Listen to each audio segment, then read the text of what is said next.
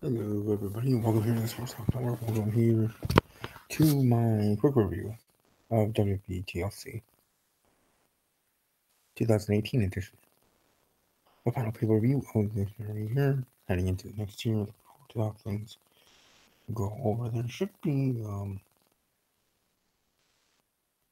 better, and it should also have some intrigue, especially as we go ahead into a new year with WWE and Raws and SmackDown being better. But overall, I think tonight's pay-per-view event TLC wasn't too shabby.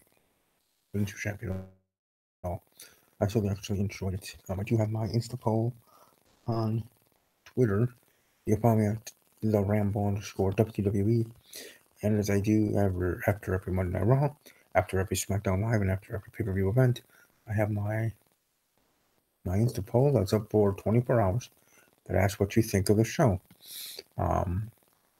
And the 4 options, as always, are great, good, okay, or terrible. And you guys be the judge. Let me know what you think and which one. And you're also welcome to retweet that, share it with your followers, your friends, your people, and have them vote if they care to as well. The more the merrier, right? And even if yourself, creates a Twitter to be able to be part of that, I greatly appreciate that because that's even extra effort above and beyond just watching this show, watching this podcast. That's in correlation to this review, Steve's Wrestling Ramble, usually on Thursdays, here in regards to this channel. So, thank you. Now, with these quick reviews, I don't have any of my team members on. I would invite them, but they're busy, getting ready for work the next day, or school, college, otherwise. So, I know I usually, for the most part, go solo, one-man band here, as regards to reviews for pay-per-views. Let's start off with the WWE Cruiserweight Championship match. Buddy Murphy beating Cedric Alexander. Pretty good match. I wouldn't say it's the usual match of a candidate, but it's had some great high spots and great moments as well that made you ooh and on and made you respect the Cruiserweight division. Sure. But I think it deserves more of a raunchy on the show than either pre-show or Zerker type of perform, but it be what that be. Elias defeats Bobby Lashley in the ladder match. Another alright match, I should say. I wouldn't say being too shabby in that sense. Moving on, Carmella and R-Truth defeat Jinder Mahal and Alicia Fox to win Season 2 of the Mixed Match Challenge. So that means R-Truth and Carmella are going to be number 30 in the men's and women's Royal Rumble match coming up in January, respectively. And they both get an all-expense paid vacation for themselves and whatever to go anywhere they desire. So that's cool. If that part is actual real, if it's just a all-expense trip by WWE, but in the kayfabe sense for those two, friends are there, then I think it's a little bit hokey. But I would assume that part just is real, and it says as the number 30 spot in the Rumble. So congratulations to them for the win, though. And not too bad match, to be quite honest. SmackDown Tag Team Champions The Bar defeated the Usos and the New Day to retain. Cesaro and Sheamus dictated the pace of their triple threat match for the SmackDown Tag Team titles and walked away with the championships and are still SmackDown Live Tag Team Champions. Again, a pretty good match. The New Day act here, and as well as they usually would. I have respect for the New Day, but I just think their act is getting old and stale to me. I think it's time for them to break up and move on. So, I really do. I just wonder when that is to happen. Now we have the Braun Strowman defeating the Raw General Manager-elect, Baron Corbin, in a TLC match to earn a Universal title opportunity against Brock Lesnar at the Royal Rumble. And also in doing so, Baron Corbin being relieved of duty as even interim General Manager or General Manager-elect. In the match, you had a lot of faces coming out: Finn Balor, Apollo Crews, Roode and Gable, the Raw Tag Team Champions, I mean, they are faces, but they still won the championships. You know, come hell or high water against the authority that was Baron Corbin. I enjoyed Baron Corbin and his authoritarian role that they had him in for the short time, and probably was upon the whole time to only have this for a short time. Even I remember I was talking when they said to go in that route, have Kurt Angle go on vacation since he was planning to train and he wanted to be, become somewhat a part-time wrestler again. That okay, this is gonna be good for Baron Corbin, more screen time, more of that character, the start of a push in a sense, one part of it, and then go back to being a wrestler. It's the way you write him off as an authority figure, be a wrestler again, and hopefully continue the push. Now, where that push goes and what WWE constitutes a push for Baron, that's up to them. That's their business. But for me, having him in the main event scene, at least going forward, the Universal title after Brock Lesnar is relieved of that duty, loses to Braun Strowman, whoever in the future, and probably somebody else at WrestleMania, then that'd be best. That'd be great. Because I really have enjoyed Baron Corbin just as much as I enjoy my dude, Dean Ambrose. Trust me, you all know how much I like Dean Ambrose, but in regards to another superstar on Raw, Baron Corbin, one that I hope gets a chance, an opportunity, in a good role forward on Monday Night Raw. I'm telling you, they're being Ruby Riott in a table match going through a table that had her picture on it. I should have known this was going to go the way that it did go, but I was thinking so much that Ruby Riott's going to win. And, not that maybe she didn't need it totally more, but the matchup just seemed like it was so obvious that way. I think I got a lot of these matches wrong because I went more with heart than head. But in that case, I thought even my head and heart were going to go with Ruby Riott in that specific match. But again, not too bad of a match. We have Finn Balor defeating Drew McIntyre in that contest.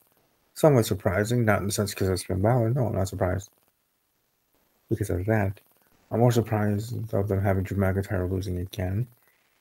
Losing back that he did lose to Finn Balor. But then again, Ziggler, so when we got a hand to the former Universal Champion, Finn Balor, the key assist to Dolph Ziggler in this match against Drew McIntyre, getting the win there. Rey Mysterio defeating Randy Orton in a chair match. It's a little bit better, but Mysterio and Orton, two legends of the business. That this match did deliver at the very least. So you Rey Mysterio over there. Here, moving forward, we have Ronda Rousey, Raw Women's Champion. Ronda Rousey successfully defending her title, defeating the challenger Nia Jax in a local contest there. Having her tap out in the armbar. Baddest woman on the planet. Dodging the effects of the face breaker and making Nia Jax submit to retain her Raw Women's Championship. So, there you go. WWE Champion, the new Daniel Bryan, defeating AJ Styles to retain his championship. Though that wasn't really in doubt, it was just really how they would actually go about it. Though there was that one point in the match when AJ Styles had a calf crusher on him after working his legs, and he would pull back, and I'm like, okay, this doesn't seem too realistic in this moment. That Daniel Bryan's going to be finding a way to win. Just as much as we thought, or I did, or most, obviously Daniel Bryan's going to retain this title, and Styles is going to go on vacation or something. Either way, just as much as we understood, or I understood that and thought that to be the case, the very moments like on SmackDown weeks ago, before he was a champion, before he was a heel, AJ Styles tapping out Daniel Bryan quick, fast, and hurry when the calf crusher was applied to successfully defend his title against Daniel Bryan then. Right? And that was even the week before Daniel Bryan then won the title from him. Before setting up the Survivor Series. So, now that he's a champion, now that he turned heel, he can take that calf crusher a lot longer.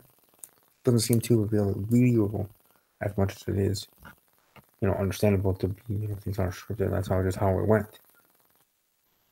It went as planned, but just in that moment, I was like, this is not as believable as it may seem to others. Looked like Braun get the win, retaining his championship there. In the main event, you had Asuka winning SmackDown Live Women's Championship. Ronda Rousey coming out there while Becky Lynch and Charlotte were fighting on top of a ladder, pushing it over. And Asuka just slow walking herself up that ladder, winning the title. Congratulations to Asuka. I know some people thought her career was buried and this and that, and how she was been fucked and whatnot, but hey, now she's the champion. Whether for a short time, for a long time, I can never be taken away from her. Former women's champion. Just like Jinder Mahal, right? He might be back in close to genre status or back to the bottom of the barrel, but he still is former WWE champion Jinder Mahal. And I can never be taken away from him either. Same as Bray Wyatt, same as many others in the past or current. They're former world champions. They're former number ones at the time. Wherever their career goes from there, okay, fine, it goes from there. And that, is what it is. But the moment they are, or were, they're main champions. Whether women's champion or WWE champion. Women's division, men's division, respectively, but still. Yeah. Well earned. Well earned indeed. Trying to make sure I went through all the matches for the show.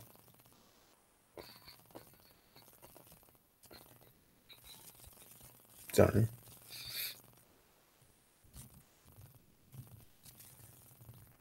Yeah, it seems like I went through them all. I don't think I'm missing a match. Oh yeah, Dean Ambrose defeating Seth Rollins. Sorry, dang, I forgot the biggest one. My guy Dean winning the Intercontinental Championship. Congratulations, Dean. I simply just say that. And the match actually wasn't too bad. Over here, this is boring and stuff like that, but I enjoyed the feud, I enjoyed the ride, and I enjoyed him winning his championship. Congratulations to Dean Ambrose.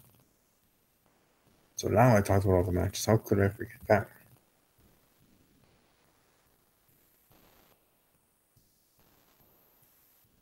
I mean, heck, it's going to be my thumbnail here for the video. Dean Ambrose with the championship.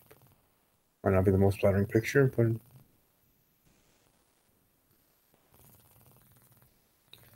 still. I just want to read this tweet from my friend Emily Kelly94. And he just posted or did 12 minutes ago.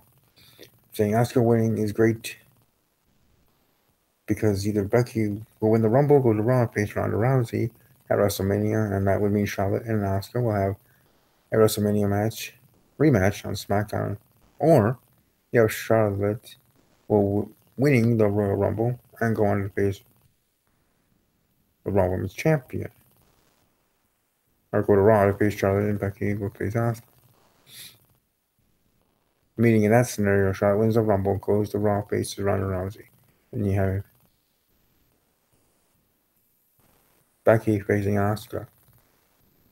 But I think the Four Horsemen match was set up there. Asuka winning the championship and the way that ended with Ronda Rousey dumping up those two superstars specifically, even though, yes, there is history. Setting up, and because that also slowly set up, right? Each step is setting it up more and more.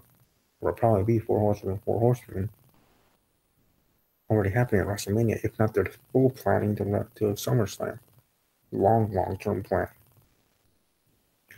Because there needs to be more steps and layers to it, right? Not just like that. They could do it like that. They're WWE. They can do whatever they want. But I think it'd be a bigger payoff, a better payoff for this company to continue even to SummerSlam. And that's for me even saying that hopes to be at WrestleMania. Be the live, my first show, with help with someone or a company or whatever. To get me there to New York. But I think above that, I think better behoove WWE to have that match, Four Horsemen versus Four Horsemen, at SummerSlam, not WrestleMania. But we'll see where it does go. And like I said, this is a quick review. We'll have a more in-depth review of the show on Thursday. Welcome to like the video just in support of the show, and if you thumbs up the show itself, as in the pay-per-view. you enjoy it. In general. But again, Thursday, we'll be back with the Ramble, Steve's Wrestling Ramble, and hopefully some team members will be able to join me, and we'll go in depth a little bit more and get their thoughts on this event. And of course, we'll also talk about the aftermath, the Raw and SmackDown Live after, the first Raw and SmackDown Live not heading to the new year, but heading into Royal Rumble. It's one of those in the between things. It's the first Raw and SmackDown Live after TLC, the first one heading into Royal Rumble on the road to Royal Rumble, but it's also holiday special shows, so sometimes those aren't the greatest either when you have those holiday specifics. But you have Mr. McMahon going to be on Monday Night Raw to shake things up tomorrow night, so I'm looking forward to what's going on there. Does that literally mean the shake-up is happening? Is that's the shake-up he's announcing? Probably. Maybe it's clear-cut, dry looking you right in the face. Or maybe it's something different. Something more creative than that. I certainly think so, or would hope so. But I'd probably tend to decide more on the latter. And that it's him just announcing that the shakeup is happening next week or right after, next week or 2 weeks, whatever.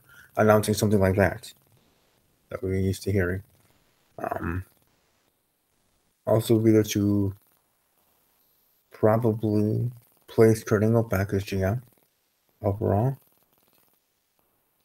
Well, it makes sense to do so now that Baron Corbin's out of the position. You would probably see Baron groveling or whatever, trying to keep the position or earn the position of general manager, or maybe Vince will make a match. Make a match at Royal Rumble.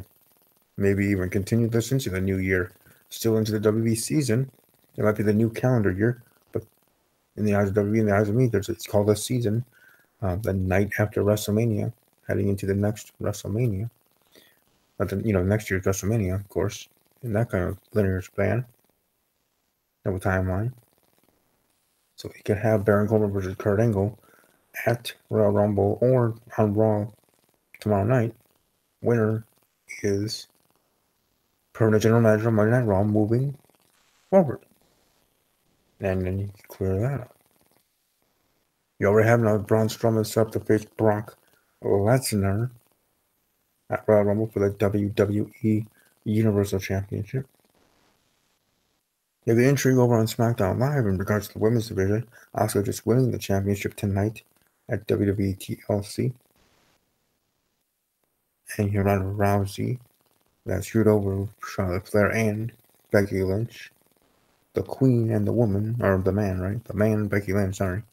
And the Queen, Charlotte Flair, that was screwed over by the baddest woman on the planet, Ronda Rousey. So using those buzzwords, those names to go with their next. So it certainly is interesting questions, interesting thought processes heading into these Raw and SmackDowns moving forward. My point is that WWE is not as terrible with their shows as it's been said to be by some WWE fans.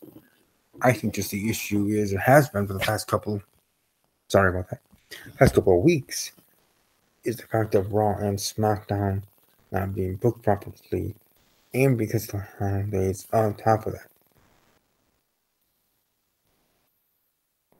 Again, we head into the new year. We head into those first shows of Raw and SmackDown, continuing on the road to the Royal Rumble and longer road to WrestleMania, and otherwise things will improve drastically. More so, things will be amped up for sure. So I'm certainly looking forward to seeing how that all happens. Like I said, you're welcome to follow me on Twitter at @TheRamble_WWE. I do have my live Twitter poll up there. What do you think of the show? Do you think it was great? Do you think it was good? Do you think it was okay? Or do you think it was terrible? And you wasted 4 hours of your life. Whatever your opinion is, I respect it. You can also leave your thoughts in the comment section below. What was your favorite part of the show? What do you think was worst part? Just simple things like that if you wish to. I thought it was good. My vote would go with good show. I think some matches could have been placed higher in the card. But then again, that's just me somewhat being selfish and me just nitpicking it in that regard. But again, my opinion. But overall, the show did deliver. And overall, whatever negative is said about it, because I'm sure many will, and not just from the ones we know here in the YouTube community. I think you know who I'm talking about.